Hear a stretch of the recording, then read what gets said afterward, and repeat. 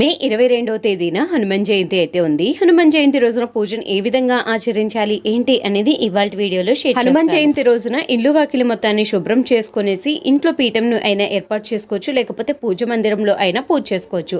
స్వామివారి చిత్రపటానికి వడమాలను అపాలమాలను కానీ ఏర్పాటు చేసుకోండి, లేకపోతే తులసి మాలను కానీ ఏర్పాటు చేసుకొని స్వామివారి పూజను అనేది ఆచరించుకోవాలి. పూజ చేసిన ముందుగా వినాయకుని వారిని పూజించాలి కాబట్టి గణనాథుని విగ్రహాన్ని కానీ పసుపుతో చేసిన గణనాథుని కానీ ఏర్పాటు చేసుకొని ముందుగా గణనాథునికి పూజను ఆచరించాలి. దీపాన్ని వెలిగించుకునేసి ఈ రోజున సింధూరంతో తయారు చేసిన అక్షంతలను ఏర్పాటు చేసుకోండి. స్వామివారి చిత్రపటానికి కానీ విగ్రహానికి కానీ చక్కగా సింధూరంతో అలంకరించుకోండి. 5 తమలపాకులను తీసుకొని శ్రీరామ శ్రీరామ అని నామస్మరణం చేసుకుంటూ స్వామివారి అష్టోత్తరాలను చదువుకుంటూ పూజను చేసుకోవాలి. ఈ రోజున ప్రత్యేకంగా 5 వత్తుల దీపారాధన చేసుకోవాలి. సుందరకాండ, హనుమాన్ చాలీసా ఈ రోజు పారాయణం చేసుకోవాలి. పూజా విధానాన్ని కంప్లీట్ డీటెయిల్ ఇన్ఫర్మేషన్ మన ఛానల్లో లాంగ్ వీడియో అప్లోడ్ చేస్తా, చెక్ చేయండి.